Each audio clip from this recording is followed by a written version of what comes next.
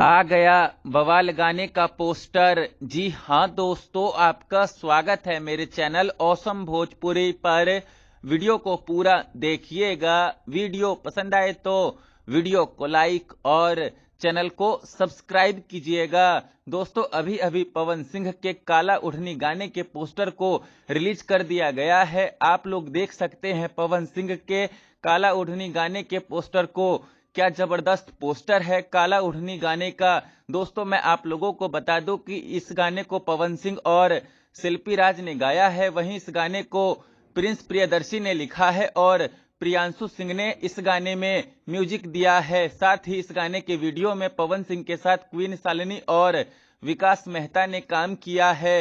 दोस्तों, अभी पवन सिंह के इस गाने का बस फर्स्ट लुक ही रिलीज हुआ है और अभी ये बताया नहीं गया है कि पवन सिंह के इस गाने को कब रिलीज किया जाएगा। पर जहां तक मुझे लगता है कि पवन सिंह के इस गाने को आज शाम तक या फिर कल ही रिलीज किया जाएगा global music junction Bhojpuri YouTube channel से।